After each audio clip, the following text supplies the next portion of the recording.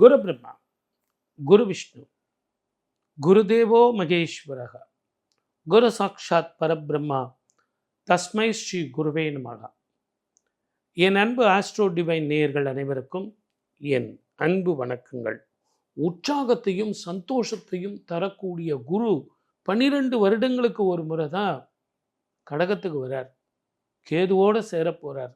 அப்போ எனக்கு எப்படி சார் இருக்கும்? எல்லாருக்கும் ஒரு ஆசை தானேங்க. குரு பெயர்ச்சி வந்தால் கல்யாணம் நடக்குமா, வீடு கட்டலாமா, குழந்தைங்களுக்கு கல்யாணம் ஆகுமாவா, நான் சுப பலன்களாக நிறைய கிடைக்குமே சார். இப்போ சனீஸ்வரர்னாலே ஒரு பயம். குரு சுபர், சுபத்தை தருவாரா அதை சொல்கிறது தானே இந்த குரு பெயர்ச்சி. ஆகவே மனசில் எந்த ஒரு கஷ்டத்தையும் வச்சுக்காதீங்க. ஒரு பயமே இல்லாமல் சும்மா ஜம்முன்னு ரிலாக்ஸ்டாக உற்சாகம் தரும் உச்ச குரு எப்படிப்பட்ட பலன் தருவார் அப்படிங்கிறத 12 ராசிக்காரர்களுக்கும் பலன்களோடு சொல்லியிருக்கேன். வாங்க அத்தனை பேரும் அதை பார்ப்போம். வாய்ப்பளித்த அத்தனை நல்ல உள்ளங்களுக்கும் நன்றி, வணக்கம். சர்வே ஜனா சுகினோ பவத். உணர்வுகளையும் உற்சாகத்தையும் ஒரு சேர தரணும் சிம்ம ராசிக்கு அப்படின்னா என்ன சார் பண்ணணும்? சும்மா இருப்பதே சுகம். என்ன சார் கட்சியில் இப்படி அடிச்சிட்டிங்க? ஒரு பக்கம் அஷ்டம குரு சார், ஜென்மத்தில் குரு வரப்போகிறார், அஷ்டமத்தில் சனி, ஜென்மத்தில் குரு வரப்போகிறார். இந்த குரு வர்றது எல்லாரும் ஜென்மராமர் வனத்திலேன்னு இந்த பழமொழியை சொல்லாத யாரும் கிடையாது. ஆனால் என்னுடைய கேள்வி 5, 7, 9க்கு பார்வை பலம் அதிகம் இருக்கும். இந்த பார்வை பலம் உற்சாகத்தை தரும், உடம்பு ஆரோக்கியத்தை தரக்கூடியது. நம்பிக்கை துரோகத்தெல்லாம் அட சரி போங்கப்பா, ஏதோ எனக்கு துரோகம் பண்ணிட்டீங்க அப்படின்னு தூக்கி விசிறிச்சிட்டு போயிட்டே இருங்க. இதையே யோசனை பண்ணிட்டு உக்காண்டிருக்காதீங்க.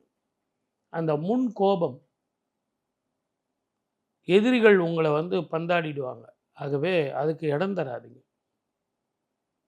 உங்கள் உடம்பு ஆரோக்கியம் நல்லா இருந்ததுன்னு வச்சிங்களேன், உத்தியோகத்தில் நல்ல பேர், மீண்டும் பழையபடி கோலோச்சலாம், அதிக சம்பளம், மன நிம்மதி, சந்தோஷம் தரக்கூடிய இடத்துக்கு போகிறீங்க.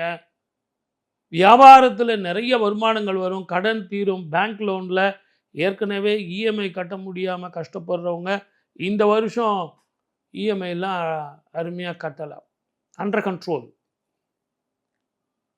புதிய கடன் வருமா சார்? கண்டிப்பாக வரும். கடன் வாங்கி கடன் கொடுக்காதீங்க. அதை ப்ராக்டிஸ் பண்ணவே பண்ணாதீங்க. உங்கள் ஜாதகத்தை பொறுத்த வரைக்கும் கணவன் மனைவி உறவில் விட்டு கொடுத்து போ. இப்போ வெளியே பிரச்சனைன்னு வச்சிங்களேன், அதோட பிரச்சனை முடிஞ்சுது. வீட்டில் நிம்மதியாக தூங்கலாம். வீட்லேயும் பிரச்சனை வச்சுக்கிட்டிங்கன்னா, அதனால் தயவு செஞ்சு கணவன் மனைவி உறவில் பிரச்சனை வச்சுக்காதீங்க. அதே மாதிரி உறவுகளில் பிள்ளைங்கக்கிட்ட ஏன்டா இப்படி பண்ணுறீங்க, டே எவ்வளோ கஷ்டப்பட்டு நான் அவங்களுக்கு எக்ஸாம் எழுதுனதுக்கு பணம்லாம் கட்டுறேன், எவ்வளோ ஃபீஸுடா அப்படின்னு அவங்கக்கிட்ட ஒதுராமல் பேசுங்க. உண்மையாக பேசுங்க, அன்பாக பேசுங்க. நீங்கள் அன்பாக பேசுகிறது அவங்களுக்கு உபத்திரவமாக இருக்கக்கூடாது. அதே மாதிரி சில சுப செலவுகளை ஏற்றுங்க. பிள்ளைங்களுக்கு வெளிநாடு போகிறதுக்கான செலவு, கல்யாணத்துக்கான செலவு, நகைகள் வாங்கிறதுக்கான செலவு, கடன் வாங்கி தான் பண்ண போகிறீங்க. இதுக்கு வருமானம் எங்கேருந்து இருக்குது? ஆகவே இந்த காலகட்டத்தில் அதிகமான செலவுகள் இருக்குது. அந்த செலவுகளை ஈடுகட்டுறதுக்கு லோன் மூலமாக தான் உங்களுக்கு அடைக்க தோணும். இருந்தாலும் சில சொத்துக்கள் உங்களை கையை விட்டு போகும்.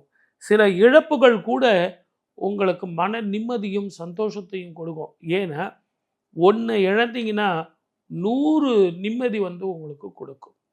ஞாயிறு அப்படின்னு ஒரு கிராமம், அந்த ஊருக்கே பேர் ஞாயிறு. அந்த ஊரில் போயிட்டு கோதுமை தானம், தாமரையின் மீது அற்புதமாக சூரிய பகவான் அந்த ஈஸ்வரன் உட்காண்டிருப்பார். அப்படிப்பட்ட கோலம். அந்த கோவிலுக்கு போயிட்டு கோதுமை தானம், கோதுமை பண்டங்கள் தானம், சுவாமிக்கு ஷோடச அபிஷேகங்கள் இதெல்லாம் பண்ணிட்டு வந்தீங்கன்னா முதல்ல உங்களுக்கு உடம்பு ஆரோக்கியம். தூங்கணும் சார், ஆரோக்கியம் பாஸ்கரம், சூரிய நமஸ்காரம். நீங்கள் வந்ததுலேருந்து பார்த்து நின்று உற்சாகம் தர்றதுக்கு பணம் சொல்லுவீங்கன்னு பார்த்தா சூரிய நமஸ்காரம் சொல்லிகிட்டு இருக்கேன். இந்த ஆரோக்கியம் நல்லா இருந்ததுன்னா நிறைய நேரம் வேலை செய்யலாம். நிறைய நேரம் வேலை செஞ்சால் பணம் வரப்போகுது. பணம் வந்தால் பட்டம் வரும், நிம்மதி வரும். ஆகவே நிம்மதியை தேடுங்க, உற்சாகத்தை விட்டுறாதீங்க. அதுக்கு ஞாயிறை வழிபடுங்க, ஞாயிறை போற்றுதுமே, ஞாயிறை போற்றுதுமே அப்படின்னா அற்புதமாக இருக்கும். வாழ்க வளமுடன். All the best. 2026 குரு பெயர்ச்சி. சார் குரு உச்சமாவது, கடகத்தில் வருது, இந்த 3 ராசிக்கு நல்லா இருக்குது, அந்த 4 ராசிக்கு நல்லா இல்லை, உலகத்துக்கு இப்படி இருக்குது, உலகத்துக்கு அப்படி இல்லை அப்படின்னு எவ்வளவோ ப்ரிடிக்ஷன். ஆனால் ஒன்று நல்லா புரிஞ்சுங்க, 12 வருடங்களுக்கு ஒரு முறை தான் குரு உச்சமடைவார். அதுவும் அந்த கடகத்துக்கு அவர் பிரவேசிக்கும் காலம். புஷ்கரம் அப்படின்னு அந்த ஒவ்வொரு காலகட்டத்தில் குரு மாறும்போது, ஒவ்வொரு ராசிக்கு போகும்போது ஒவ்வொரு புண்ணிய நதியில் போய் குரு இருக்கிறதா ஒரு ஐதீகம். அந்த மாதிரி கடகத்துக்கு குரு போகும்போது புஷ்கரம் எங்கப்பா அப்படின்னா யமுனா நதியில். இந்த யமுனா நதியில் இந்த வருஷம் நம்ம தீர்த்தம் ஆடினா மகா புண்ணியம். உச்சம் பெற்ற குருவனுடைய முழு பலனும் நமக்கு வந்து சேரும். நீங்கள் இந்த கோயிலுக்கு போங்க, அங்கே போய் இந்த பரிகாரம் பண்ணுங்க, ஆலங்குடி போங்க, திருச்செந்தூர் போங்க அப்படின்னு அந்தந்த பரிகாரம் எவ்வளோ. ஆனால் பிரபஞ்சத்துக்கே மிகப்பெரிய லாபத்தையும் சந்தோஷத்தையும் சுபர் இல்லையா, குருனாலே சுபர். சுபர் அப்படின்போது என்ன நமக்கு ஏற்படும்?